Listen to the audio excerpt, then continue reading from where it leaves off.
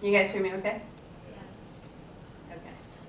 So the regulation stuff, I've done operations, management for 41 people, and now my role is dedicated black belt, working for the Six Sigma group, which is quality related, help teams improve their processes and reduce errors.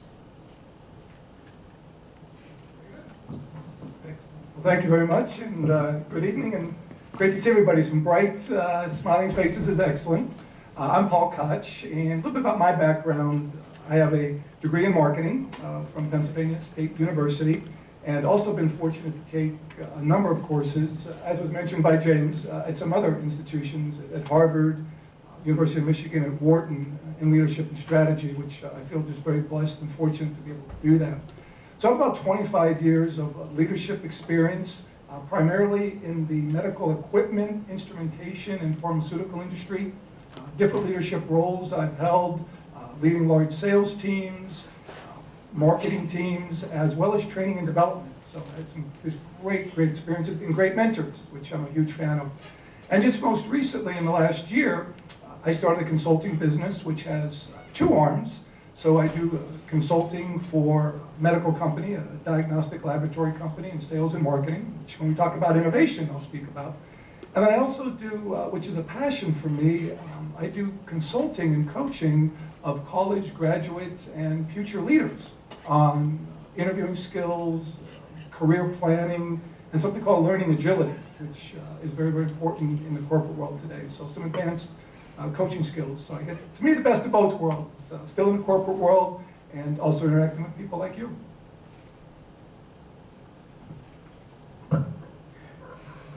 All right, I guess it's my turn. So hi everyone. This is actually a first for me, talking to a group of this size via Skype. I actually do speak to colleagues on a daily basis using web conferencing, specifically Google Hangouts. But this is definitely a first, so it is a little bit trippy. I kind of feel like Julian Assange at the moment. Anyways, just to give you a little bit of my background, I've been working in social media for just about a decade, and that's included roles in insights, strategy, content marketing, client services, and most recently, product innovation and development, which actually brings me to my current role with ICUC.social, where I'm leading product innovation. And really, the aim of this is to develop new revenue streams from innovative new products. So really finding new ways to make money from our clients, both existing and prospective clients. Just to give you a little bit of further background on me, as James mentioned, I'm actually based in London, UK, but as you're probably wondering, I don't have an English accent or a British accent of any sort. The accent is actually Canadian, so I may sound a little bit weird at times, but that's just because I'm from the Great White North. I actually moved over here upon request by my current company, ICUC, and it's been great. I've been here for coming up 3 years. So thanks, it's great to be here, and I'm looking forward to answer questions and speaking with all of you. Awesome, thank you. And I really encourage everyone to really try to engage here, because I think that, as our experts will agree, if you're behind on the innovation curve, the technology curve, you're going to get weeded out. And I've actually had some shortfalls, as well as being able to work on certain programs and software programs at the bank that was definitely a learning curve to be behind some other candidates in my competition. So really try to engage here, ask a lot of questions towards the end, and take in what these guys have to say. Okay. So we'll start with the first question. The way we'll kind of do this is, as time allows, we'll go around, pass the microphone, and we'll try to answer these questions again, time again.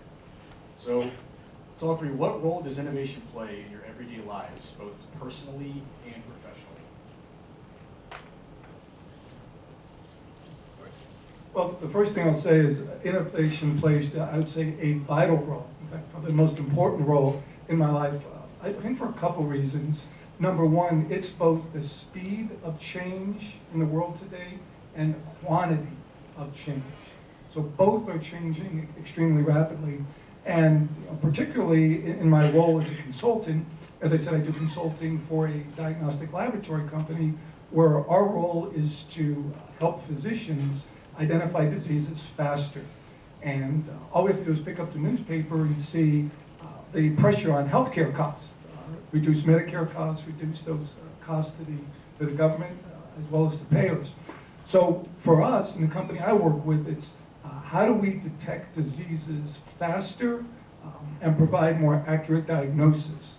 So it's a critical role I play with the company in doing that from that perspective. And then the other thing I'll just say personally, where innovation is critical, is and something I enjoy is actually in investing. So just personally investing. I think it's something we all hopefully get involved with, is building our net worth. So being constantly on the lookout and observing, and I'll use the word scan or observing for investment opportunities that are undervalued, companies that are undervalued, that have appreciation ability. So I'll just kind of sum it up by saying that's one of the reasons I joined Alcon. It was a startup company owned by Nestle, and in joining them, we went from 300 million in sales, 10 years later to 3 billion in sales, stock price of $33 a share, bought by Novartis for 160 a share, or biggest acquisition in the medical field at $52 billion. So what drove that was innovation of new products. So having a mindset of innovation, I think, is just critical. I would just encourage you to all be very, very curious, have a curious, observant mindset. So those are some of my comments. Let's see, how many of you guys use Pandora? Yeah, I love Pandora. So personally, that's one of the things that I like and enjoy and use on a regular basis. It's nice that, after selecting a few songs, Pandora can actually find new songs that you've never heard before that you most likely will like. Same thing with Kroger. I'm a member at Kroger, so when Kroger knows what I'm shopping, and they'll send me coupons that are related to the things that I like. I think that's fantastic. I think you see that trend with what I'm saying. And also, like Google Maps or Waze, now I don't have to stop on the road and find an alternate route. So all of that stuff is happening through just the computer. There's no one behind that system or in that business identifying a new route. It's a machine, it's a program that's doing that for you. So I think that's fantastic. So at work, with my current role, I'm focusing more on data. And one of the softwares that I'm using currently is Tableau. Have you heard of Tableau, some of you guys? Yeah, so it's a software used for data visualization. And I think that's, if you're visualizing data, you always want to be able to find better ways to analyze data and faster ways to analyze data in any business. So that's how it fits.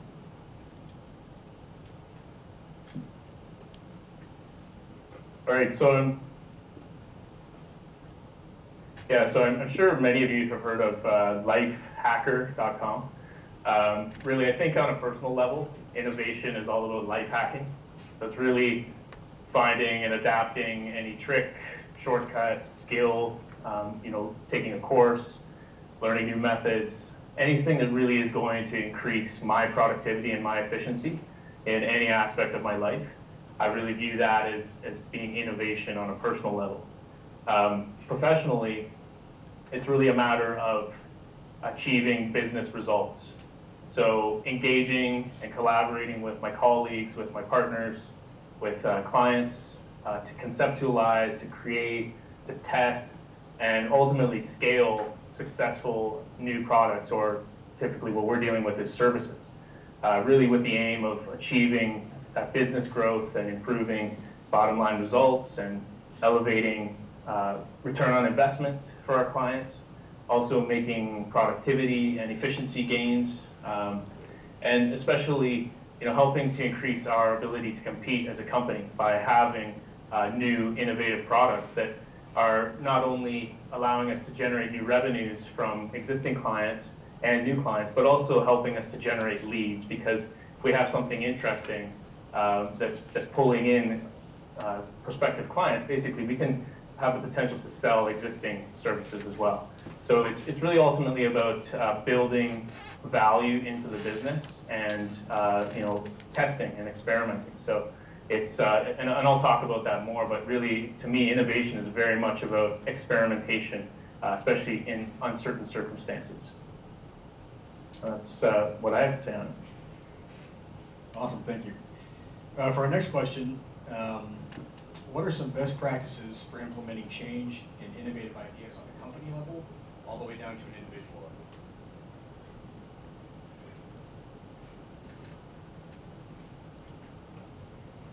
Okay, so for a company level, I would say get the people involved. So if you want to make a change, I think it would work better if the people that they're going to make the change, it would be better if they were part of the idea or were part of the decision of what they're going to change.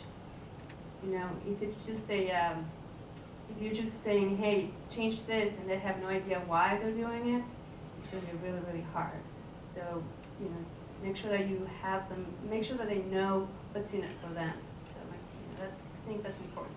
Another thing is find the right team or find the right people to help you with that change. So 2 things.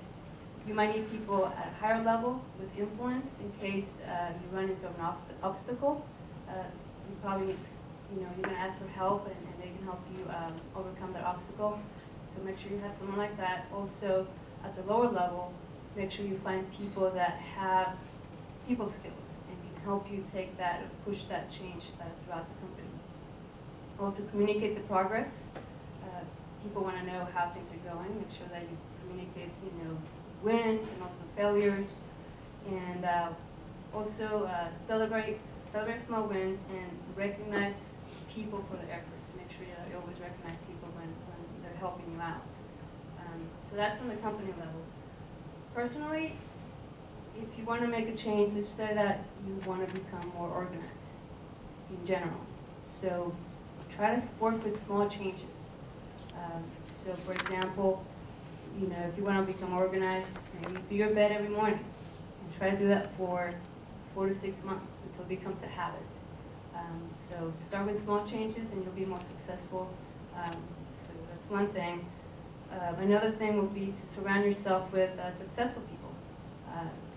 If you want to be successful, you know, surround yourself with people that are successful. But if you hang out with people that like drama or like to complain a lot, you will be one of them. And so also to change habits, I would recommend you to read a book called Power of Habit, Why We Do What We Do in Life and Business. And another one is Tools of Titans, The Tactics, Routines, and Habits of Billionaires. So that will help you out a lot. Thank you. I think a lot of my points that you shared, that's good though, it's excellent. So a couple of things I'm going to start with. I'm going to start with a quote that I was taught many years ago. Hope is not a strategy. So I would sit in a lot of meetings and someone would say, well, you know, we hope this is going to work out, or we hope this will work. So you want to have a lesson to take that out of your vocabulary. Never say hope is a strategy. So what is a strategy is innovation. So innovation is a strategic imperative. So one of the things that has helped me a lot is around a process called design thinking. Anybody ever hear of a company called IDEO? I-D-E-O.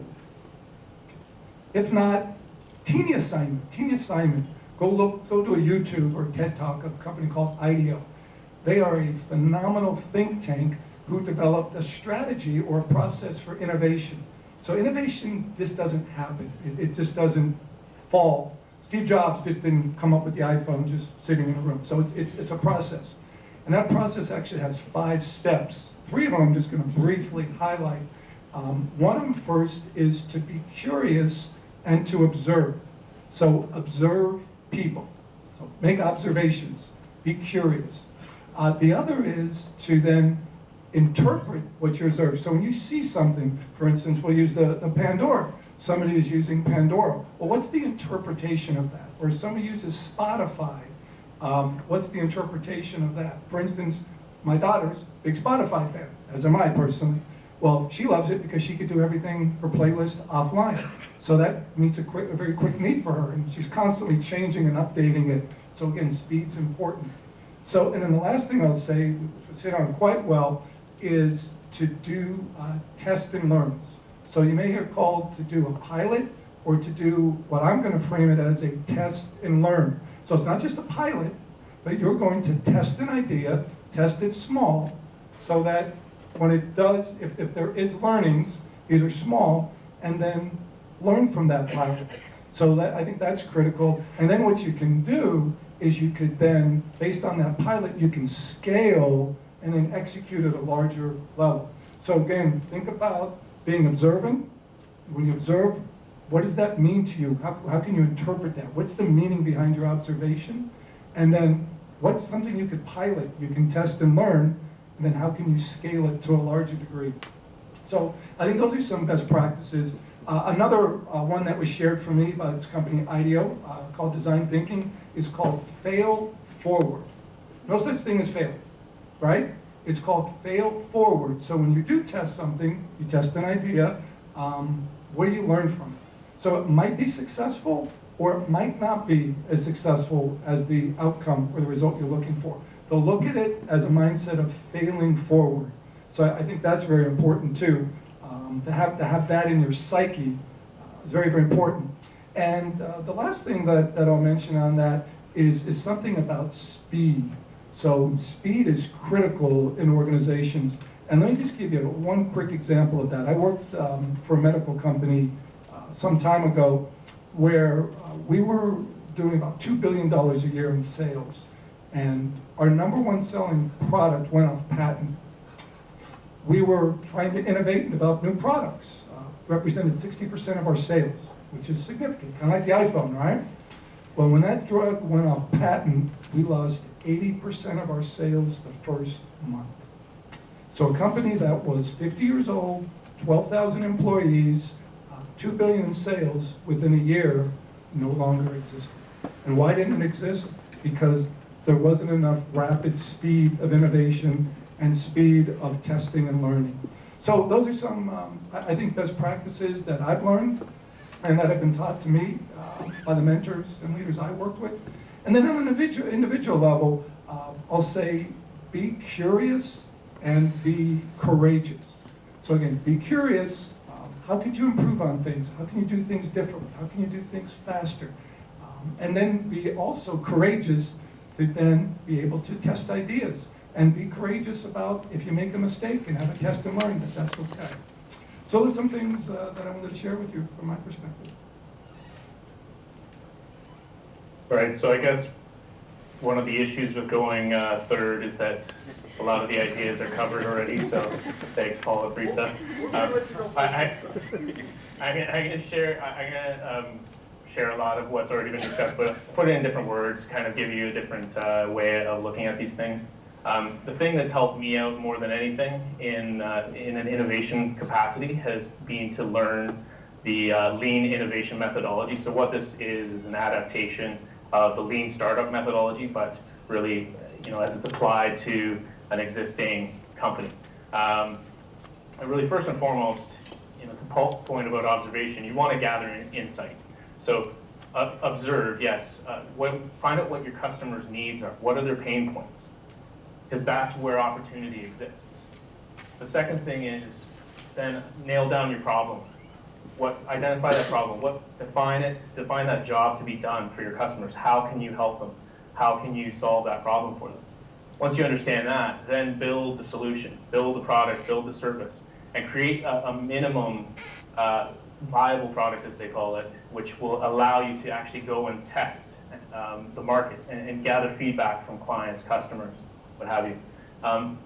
When you find that you have some success with that, then start to build your business model. Incorporate all of the components that are necessary to build a successful business around that problem, around that solution that you're going to deliver. Then you have that business model, you can take that, you can test that, you can refine that, and ultimately, once you have something that's working really well for you, you can scale that model. So really, lean innovation methodology is a key best practice to innovation in this age where you need agility, you need speed, and you need to be receptive to the market. The other thing is, innovation is very often associated with that next big innovation. And sure, that happens. But before you really dive in and invest a bunch of time in your big innovation, ask yourself, how can you make small incremental improvements that are also innovative And you know, I mean, the sum of the small steps might actually be greater than some, you know, much larger and much less certain giant leap that you might take. So always ask yourself, are there small steps that you could take to make gains for yourself, for a startup that you might have, or for the company that you're working for? On an individual level, so this is again just kind of putting what Brisa and Paul have said into different words, but really, you know, try doing something or one thing every day that scares you. You know, really push your boundaries and work on limits. You know, work on the limits of your competence, and that's where you're really going to find those opportunities in yourself where you can then look for, identify the life hacks where you can make improvements in your life. Great, thank you. All right, next question. The world's perspective of innovation has gone more towards a view with emergence and importance of innovation. How would you guys say this perspective changed or impacted your career path? We'll start with you, James. All right. Thank you. So what it's absolutely done for me is it's forced me to embrace uncertainty. And that, I think that uncertainty really is the foundation of innovation. It's responding, identifying and responding to a need, to a problem that exists, and not necessarily knowing whether or not you really have an answer to it, but you know, operating within that environment of uncertainty and doing experimentation. Really, people often associate risk and uncertainty as one and the same, and they're similar, but they're different. So risk is focused on unknowns that have measurable probabilities. Uncertainty is focused on unknowns that have unmeasurable probabilities. So really, managing risk aims to optimize the existing reality, whereas managing uncertainty aims to capitalize on a totally new reality. And what you'll find with uncertainty, and what I've found, is that you feel uncomfortable while you're in it, and then you feel ecstatic when you pass through it. So, and even if that other side, if that outcome is not what you had expected. So, and that's almost always the case. The other thing I think that's important is that I've learned to really pursue my curiosity, and that seems to be a theme. You need to be curious. In order to innovate, you have to have that curiosity. You have to ask those questions. You need to pay attention to observations. And then also, really, it's forced me to both increase and leverage my ability to adapt. So really being, you know, more malleable to situations and being able to, yes, take what I've observed and adapt myself, you know, the company that I'm working for in such a way that we can actually take advantage of the opportunity that exists.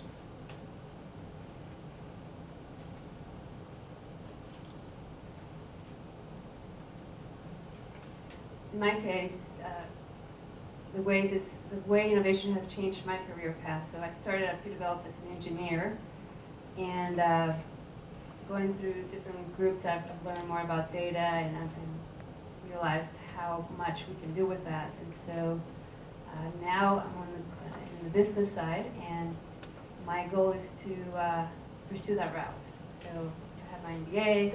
Now I'm researching or working on a machine learning certification to be able to work with data better, and hopefully within the next couple of years do like a data scientist certification.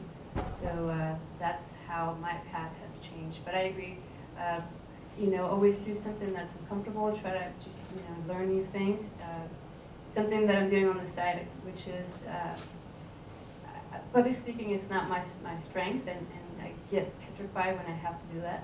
And so I decided to do this and also do an improv class. So I'm actually going to Dallas every Saturday, or 7 Saturdays, to put myself in that situation so I can learn that and be comfortable with that and grow from that.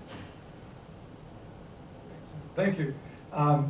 My colleagues have, again, done an exceptional job, so I'll do my best to build off of it. So when I think about innovation, again, being in the medical industry for almost 25 years, innovation is the lifeblood because you have patent life. And again, once your products go off patent, you lose patent exclusivity. That means anyone could produce it, and you lose a tremendous amount of revenue and profitability. So how it's changed me is that when I've gone in my career and looked for companies I was going to work with, I asked myself a couple questions. Number one, what is your sustainable competitive advantage? So when you're interviewing with companies, with institutions, always ask, what is your sustainable competitive advantage, number one. Number two, I'd ask myself, what makes it sustainable? What are you doing as an organization? What are you doing as a culture to make it sustainable? So that's important. And then the third part, which is related to that, and I ask companies, is how much are you investing in innovation? How much are you investing in research and development? And tell me your latest projects. So I learned over the years to ask those critical questions when I was working with companies, because I'll be upfront with you, and you may experience some of the experiences I've had. I've been with 4 medical companies. I've been through about 16 downsizing and layoffs, mergers, acquisitions, just about every year. There is a reorganization, merger, acquisition. So it's a part of change. So when you're making decisions about your career and making decisions about companies you want to work with and be part of, you want to make sure that they are truly an innovative company and that they have competitive advantages. So took me a little while to learn that. Made some initial mistakes early on, though again, I think that's been one of my greatest learning lessons from that. And the other thing is, and it's been said, though I'll reiterate it, is stretch yourself. Stretch yourself. As I said, I was fortunate to take courses through Harvard, Wharton, and University of Michigan, and I will tell you, the people who taught those courses were geniuses, a lot smarter than I'll ever be. The people in those courses with me were really smart, probably a lot smarter than I'll ever be. So it was uncomfortable being in some of those courses and really stretching myself to learn more about business strategy, business execution, about leadership, industry trends, I should say, though that being uncomfortable made me better, though, because it was personal growth for me. So look for ways that you can stretch yourself.